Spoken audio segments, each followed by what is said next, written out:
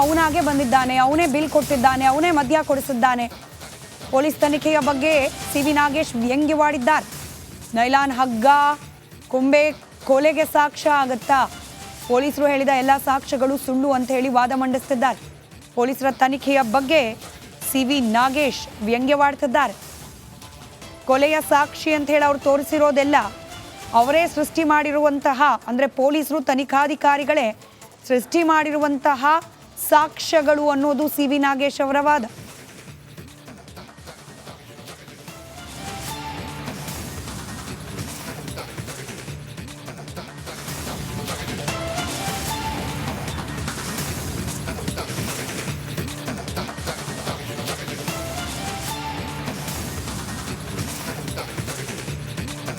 Kidnap ಮಾಡಿದ್ದು ನಿಜವಾದ್ರೆ kidnap ಮಾಡಿದವನೇ ಹಣ ಹೆಂಗೆ ಕೊಡ್ತಾನೆ? ಆತನ ಅಕೌಂಟ್ನಿಂದಲೇ ಫೋನ್ ಪೇ ಆಗಿದೆ. ರೇಣುಕಾಸ್ವಾಮಿ ಅಕೌಂಟ್ನಿಂದಲೇ ಫೋನ್ ಪೇ ಮಾಡಲಾಗಿದೆ. ಅವನು ಯಾಕೆ ಹಣ ಕೊಡ್ತಾನೆ ಕಿಡ್ನಾಪ್ ಮಾಡಿದ್ದಿದ್ರೆ? ಇಡೀ ಪ್ರಕರಣದಲ್ಲಿ ಸಾಕಷ್ಟು ಸುಳ್ಳು ಸಾಕ್ಷ್ಯಗಳನ್ನು ತನಿಖಾಧಿಕಾರಿಗಳೇನೆ ಸೃಷ್ಟಿ ಮಾಡಿದ್ದಾರೆ ಅನ್ನೋ ಅರ್ಥದಲ್ಲಿ ವಾದ ಮಂಡಿಸುತ್ತಿದ್ದಾರೆ ಸಿ.ವಿ. ನಾಗೇಶ್. ಜೂನ್ 12ರಂದು ಮಧ್ಯಾಹ್ನ ಪಂಚನಾಮೆ ಮಾಡಲಾಗಿದೆ. ಖಾಲಿ ವಾಟರ್ ಬಾಟಲ್, ರಕ್ತದ ಕಲೆ ಇರುವ ಲಾಠಿ, ರಕ್ತದ ಕಲೆ ಇರುವ ಮರದ ಕೊಂಬೆ ಇದನ್ನ ವಶಕ್ಕೆ ಪಡೆದಿದ್ದಾರೆ 12ನೇ ತಾರೀಕು. ನೈಲಾನ್ ಹಗ್ಗ ಕೂಡ ವಶಪಡಿಸಿಕೊಂಡಿದ್ದಾರೆ ಪೊಲೀಸರು. ಸೆಕ್ಯೂರಿಟಿ ಗಾರ್ಡ್ ಹೇಳಿಕೆ ಮೇಲೆ ಇದೀಗ ಸಿ.ವಿ. ನಾಗೇಶ್ ಅವರು ವಾದ ಮಂಡಿಸುತ್ತಿದ್ದಾರೆ. ಆ ಪಟ್ಟಣಗೆರೆ ಶೆಡ್ನ ಸೆಕ್ಯೂರಿಟಿ ಗಾರ್ಡ್ ಕೂಡ ಇಲ್ಲಿ ಪ್ರಮುಖ ಸಾಕ್ಷಿ. ಹಾಗಾಗಿ ಅವರ ಹೇಳಿಕೆ ಮೇಲೆ ವಾದವನ್ನು ಮಂಡಿಸುತ್ತಿದ್ದಾರೆ ಸಿ.ವಿ. ನಾಗೇಶ್. ನೆನಪಿರಲಿ, ಸಿ.ವಿ. ನಾಗೇಶ್ ಅವರು ವಾದ ಮಂಡಿಸಿ ಮೆಡಿಕಲ್ ಗ್ರೌಂಡ್ ಮೇಲೆ ಬೇಲ್ ಕೊಡಿಸುವಲ್ಲಿ ಯಶಸ್ವಿಯಾಗಿದ್ದಾರೆ. ಇದೀಗ ರೆಗ್ಯುಲರ್ ಬೇಲ್, ಇಡೀ ಕೊಲೆ ಪ್ರಕರಣಕ್ಕೆ ಸಂಬಂಧಪಟ್ಟಂತೆ ರೆಗ್ಯುಲರ್ ಬೇಲನ್ನು ಹಾಕೊಂಡಿದ್ದಾರೆ ದರ್ಶನ್. ಈ ವಿಚಾರಕ್ಕೆ ಸಂಬಂಧಪಟ್ಟಂತೆ ಆಗ್ತಾ ಇರುವ ವಾದ ಮಂಡನೆ. ಜೂನ್ 8ರಂದು ಕೆಲಸಕ್ಕೆ ಹೋಗಿದ್ದಾಗಿ ಸೆಕ್ಯೂರಿಟಿ ಗಾರ್ಡ್ ಹೇಳಿದ್ದಾನೆ.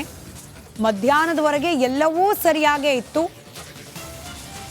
ಆದರೆ ಇದ್ದಕ್ಕಿದ್ದ ಹಾಗೆ ಹೇಳಿಕೆಗಳು ಬದಲಾಗಿದೆ ಹೇಗೆ ಅನ್ನೋದು ಸಿ.ವಿ. ನಾಗೇಶ್ ಅವರ ವಾದ. ಸೆಕ್ಯೂರಿಟಿ ಗಾರ್ಡ್ನ ಹೇಳಿಕೆ, ಕೆಲ ಕಾರುಗಳು ಬಂದವು ಹೋದವು ಅಂತ ಹೇಳಿ ಆತ ಹೇಳಿದ್ದೇನಿದೆ. ಜೂನ್ 8ನೇ ತಾರೀಕು ಕೆಲಸಕ್ಕೆ ಹೋಗಿದ್ದೆ ಅಂತ ಆತ ಹೇಳ್ತಾನೆ. ಮಧ್ಯಾಹ್ನದವರೆಗೆ ಎಲ್ಲವೂ ಸರಿ ಇತ್ತು. ಮಧ್ಯಾಹ್ನದ ನಂತರದಲ್ಲಿ ಅಂದರೆ ಸಂಜೆ ವೇಳೆಗೆ ಒಂದಷ್ಟು ಕಾರುಗಳು ಬಂತು, ಹಾಗೆ ಒಂದಷ್ಟು ಕಾರುಗಳು ಶೆಡ್ನಿಂದ ಆಚೆ ಹೋಯಿತು ಅಂತ ಹೇಳಿ ಆತ ಸ್ಟೇಟ್ಮೆಂಟ್ ಏನು ಕೊಟ್ಟಿದ್ದಾನೆ ಸಾಕ್ಷ್ಯದ ಭಾಗವಾಗಿ. ಅದರ ಮೇಲೆ ವಾದವನ್ನು ಮಂಡಿಸ್ತಿದ್ದಾರೆ ಸಿ.ವಿ. ನಾಗೇಶ್.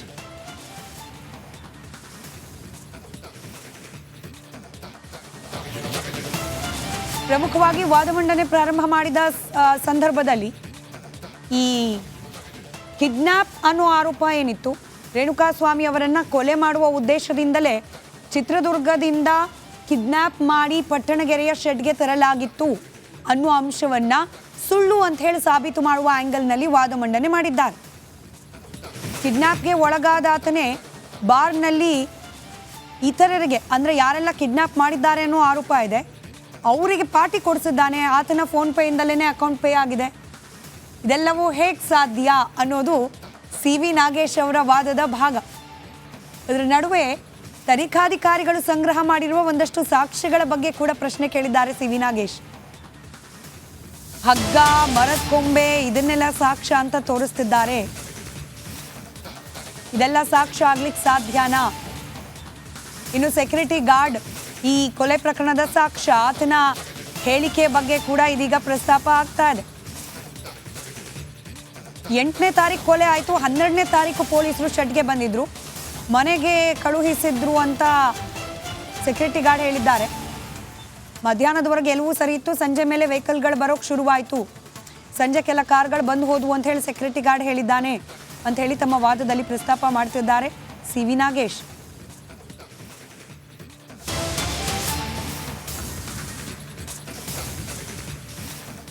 ಪೊಲೀಸರು ಜೂನ್ ತಿಂಗಳ 12ನೇ ತಾರೀಕು ಶೆಡ್ಗೆ ಬಂದಿದ್ರು. 8ನೇ ತಾರೀಕು ಕೊಲೆ ಆಗುತ್ತೆ. ಆದರೆ ಶೆಡ್ಡಿಗೆ ತಪಾಸಣೆಗಂತ ಬಂದಿದ್ದು 12ನೇ ತಾರೀಕು. In fact CV. ನಾಗೇಶ್ ಅವರು ಲೋವರ್ ಕೋರ್ಟ್ನಲ್ಲಿ ಈ ಬೇಲ್ ಅಪ್ಲಿಕೇಶನ್ ಸಂಬಂಧ ವಾದ ಮಾಡುವಾಗಲೂ ಕೂಡ ಈ ಡಿಲೇ ಪ್ರೊಸೀಜರಲ್ ಡಿಲೇ ಬಗ್ಗೆ ಪ್ರಸ್ತಾಪ ಮಾಡಿದೆ. ಪೊಲೀಸರು ಬೇಕು ಅಂತಲೇ ಸಾಕ್ಷ್ಯಗಳೆಲ್ಲವೂ ಕೂಡ ಇರುವಂತಹ ಜಾಗದ ಮೇಲೆ ಹೋಗಿ ರೇಡ್ ಮಾಡುವ ಸಂದರ್ಭದಲ್ಲಿ ಸಾಕಷ್ಟು ಡಿಲೇ ಆಗಿದೆ ಅನ್ನೋ ವಾದವನ್ನು ಮಂಡಿಸಿದ್ರು. ಅದನ್ನೇ ಮುಂದುವರಿಸ್ಕೊಂಡು ಹೋಗ್ತಿದ್ದಾರೆ ಹೈಕೋರ್ಟ್ನಲ್ಲೂ ಕೂಡ. ಜೂನ್ 8ಕ್ಕೆ ಕೊಲೆ ಆಗುತ್ತೆ, 10ನೇ ತಾರೀಕು ಒಂದಷ್ಟು ಜನ ಸರೆಂಡರ್ ಆಗ್ತಾರೆ, 12ನೇ ತಾರೀಕು ಶೆಡ್ಡಿಗೆ ಹೋಗ್ತಾರೆ ಪೊಲೀಸರು. ಎಲ್ಲ ವಿಚಾರಗಳನ್ನು ಸಾಕ್ಷ್ಯದ ಭಾಗವಾಗಿ ಪಟ್ಟಣಗೆರೆಯ ಶೆಡ್ನ ಸೆಕ್ಯೂರಿಟಿ ಗಾರ್ಡ್ ಪೊಲೀಸರ ಮುಂದೆ ಹೇಳಿಕೆಯನ್ನು ನೀಡಿದ್ದಾನೆ. ಇದೀಗ ಹೇಳಿಕೆಯ ಆಧಾರದ ಮೇಲೇನೆ ಸಿ.ವಿ. ನಾಗೇಶ್ ಅವರು ವಾದ ಮಂಡನೆಯನ್ನು ಮಾಡ್ತಾ ಇದ್ದಾರೆ. ಜೂನ್ 12ನೇ ತಾರೀಕು ಆರೋಪಿಗಳನ್ನು ಕರೆದುಕೊಂಡು ಪೊಲೀಸರು ಪಟ್ಟಣಗೆರೆ ಶೆಡ್ಡಿಗೆ ಹೋಗಿದ್ದಾರೆ. ಅಲ್ಲಿವರೆಗೂ ಸ್ಥಳಕ್ಕೆ ಹೋಗೇ ಇರಲಿಲ್ವಾ? ಯಾಕೆ ಹೋಗಿರಲಿಲ್ಲ? ಈ ಡಿಲೇ ಯಾಕಾಯಿತು? ಇದು ಸದ್ಯಕ್ಕೆ ಸಿ.ವಿ. ನಾಗೇಶ್ ಅವರ ಪ್ರಶ್ನೆ.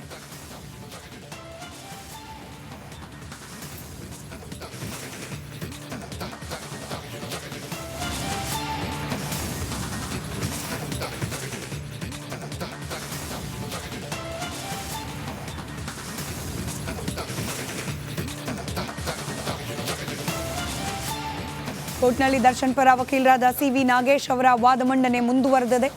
ಮೆಡಿಕಲ್ ಬೇಲ್ 6 ವಾರಗಳ ಮೆಡಿಕಲ್ ಬೇಲ್ ಮೇಲೆ ಆಚೆ ಇದ್ದಾರೆ ದರ್ಶನ್ ಅವರು.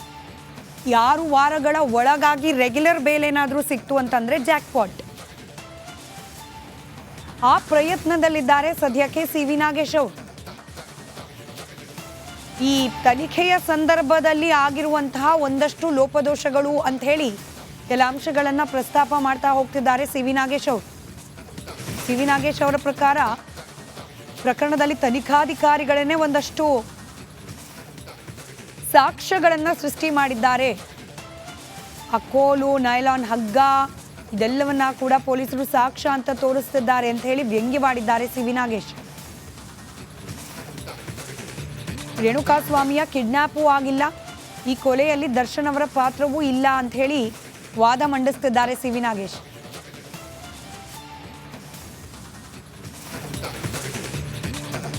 ಜೂನ್ 8ರಂದು ಕೊಲೆ ನಡೆದಿದ್ರು ಕೂಡ ಜೂನ್ 12ರವರೆಗೂ ಪೊಲೀಸರು ಆ ಶೆಡ್ಡಿಗೆ ಯಾಕೆ ಹೋಗಿರಲಿಲ್ಲ ಅನ್ನೋದು ಸದ್ಯಕ್ಕೆ ಸಿ.ವಿ. ನಾಗೇಶ್ ಅವರು ಕೇಳ್ತಾ ಇರುವ ಪ್ರಶ್ನೆ. ಯಾವ ರೀತಿ ವಾದ ಮಂಡನೆ ಆಗ್ತಾ ಇದೆ ಕ್ವಿಕ್ ಆಗಿ ಗಮನಿಸ್ತಾ ಇದ್ರಿ. ರೇಣುಕಾಸ್ವಾಮಿ ಕಿಡ್ನಾಪ್ಗೆ ಯಾವುದೇ ರೀತಿಯ ಸಾಕ್ಷಿಗಳಿಲ್ಲ, ರೇಣುಕಾಸ್ವಾಮಿಯ ಕಿಡ್ನಾಪ್ ಮಾಡಿದ್ದೇನೆ ಕೊಲೆ ಉದ್ದೇಶಕ್ಕೆ ಅಂತ ಹೇಳಿ ಏನು ಪೊಲೀಸರು ಹೇಳ್ತಿದ್ದಾರೆ. ರೇಣುಕಾ ತಂದೆ ಜೂನ್ 11ರಂದು ಮೃತದೇಹವನ್ನು ಗುರುತು ಹಿಡಿದಿದ್ದಾರೆ. ಅಲ್ಲಿ ರೇಣುಕಾ ಅವರ ತಂದೆ ಹೇಳಿಕೆ ದಾಖಲು ಮಾಡಲಾಗುತ್ತೆ. ಆ ಮೃತದೇಹವನ್ನು ಗುರುತು ಮಾಡಿದ ದಿನ ಅವ್ರ ತಂದೆ ಆ ಹೇಳಿಕೆ ಪೊಲೀಸರ ಮುಂದೆ ನೀಡ್ತಾರೆ, ಅದನ್ನು ದಾಖಲು ಕೂಡ ಮಾಡಲಾಗುತ್ತೆ. ಒತ್ತಡ ಹೇರಿ ಕರೆದುಕೊಂಡು ಬಂದಿದ್ದಕ್ಕೆ ಯಾವುದೇ ರೀತಿಯ ಸಾಕ್ಷ್ಯಗಳಿಲ್ಲ. ಚಿತ್ರದುರ್ಗದಿಂದ